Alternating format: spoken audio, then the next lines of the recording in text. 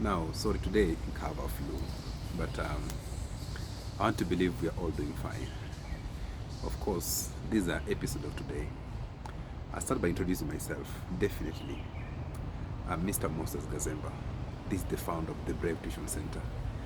I'm also a qualified, competent teacher in British International Curriculum. Now, of late, I was having a calling of which I need to heed to it. As a teacher, I have a role I need to play to society. And I say, you know what, I've seen most parents, they really want their children to succeed. And I was like, come on, I can put my input in this.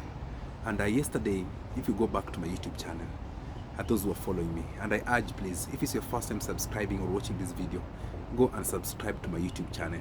That is Mr. Gazemba. That is how the channel is called, Mr. Gazemba. And basically in this channel, what are we doing? In this channel, I am just trying to educate, or I call myself a student coach, a teenager coach, whereby I understand our children are really going through tough times, And we as parents, we have that urge, we have that zeal. We wake up every morning, you want to see your child doing better than you. That's the dream of every parent. And yesterday I shared point number 1, I shared point number 2, I shared point number 3, I shared point number 4, and I keep on saying this. I'll be sharing 10 ways that you need to follow so that your child can grow up to be more successful than you. Now, today I want to share reason number 5. Or as a parent, what is this, the 5th thing that you should do to see your child succeeding you? Number 1, this is a very crucial point here. Some of us as parents, we are blessed. We are able to provide everything for our children. Some of us as parents, we are blessed.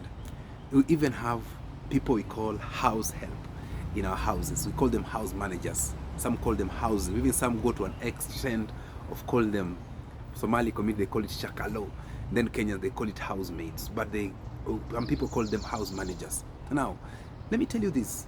This person you're living with in your house in the name of house help, this is somebody's child. And some of them is not because they failed exam. That is why they're working for you or they're working in your house. It's just maybe they didn't get anybody to educate them. But now, come on. You as a parent, you have your child in your house. Let me tell you this. You have succeeded. You know nothing about your child. How do your children talk to your house help? How do your children talk to your workers? How does your child, how does your girl, how do your boy talk to your driver? You are there. I've come across scenarios whereby a small girl is shouting at the house help, and then you as the mother, you are like, don't answer back, please. You are a house help. Even they say, do this. So, you are simply transferring the blessings God has given you to this person in your house. So the way you treat your servants, the way you treat your workers at home, equally dictates how your children are going to live.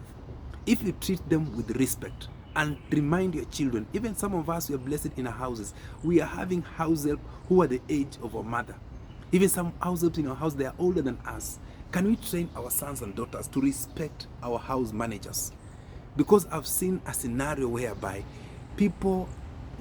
bosses in our houses, who we are calling ourselves bosses in our house, we are going to an extra mile whereby even your child can shout at a house help and you have nothing to say. Let me tell you this, nobody knows about tomorrow. It is only God. Nobody wrote a letter to be born where he is today. We are sure of today. I'm sure today is on Tuesday. I'm sure today is on Wednesday. But I'm not sure of tomorrow. So our tomorrow falls in the hands of God. So definitely, if truly we know our tomorrow falls in the hands of God, we as parents, can we treat our house help with the decorum, with the respect, so that this boy, they should not sweep the blessings in our houses. I've seen a number of issues. House help are running away with the blessings in your house. The way you shout at them, the way you talk at them, the way your kids do, the way your kids, even some kids go to an extra mile of throwing things, throwing words, calling those house help names. And these are people who are taking care of your children. These are people who are feeding your children. And mark you, this house help is stepping up as a role. As a wife, you are going to work, you're leaving this house help in your house. She's the one who knows how your children is eating. And then you're allowing your children to fight with them. You allow your children to disrespect them. Please, parents, if you want your children to be succeed, this is point number 5. If you want your children to be successful more than you, Train them to respect the employers you have, the employees you have in your house. I want to repeat it again. If you want your children to be successful, train them to respect all the workers you have. Don't shout at your workers before your children. Don't shout at your maid in front of your child. This maid is a human being. It's only that is working for you. Come on. You can tell the children, go and sleep. Have a meeting in the house. Tell the house, well, this food you cook today, come on. The salt was too much. But when you're intimidating this house manager before the children, tomorrow you're going to work, you expect this child to respect this house help. Then this child starts disrespecting this house help. Then this house help will carry. He's going to walk out with all blessings in your house.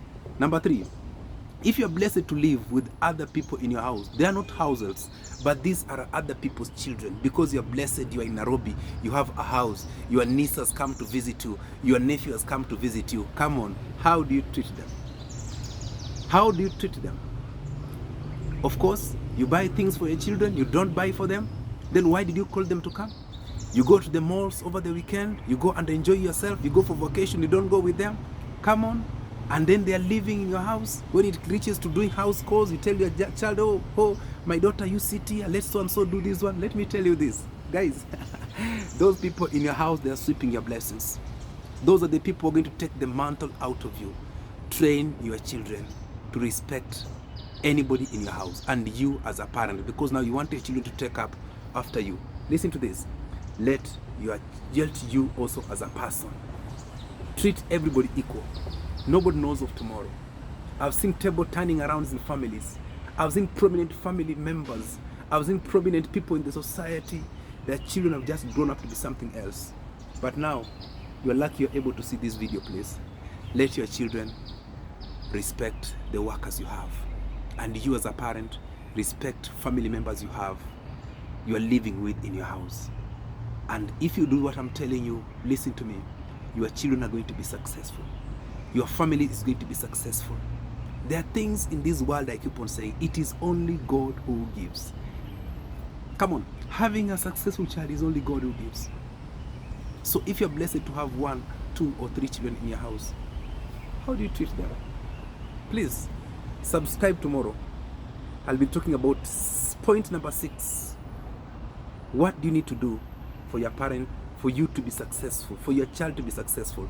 Log in to my YouTube channel. Subscribe. And if in case you missed point number 1, point number 2, point number 3, today I've talked about point number 5. Subscribe to my channel. I will see you more. God bless you. My name is Mr. Gazemba. Thank you so much.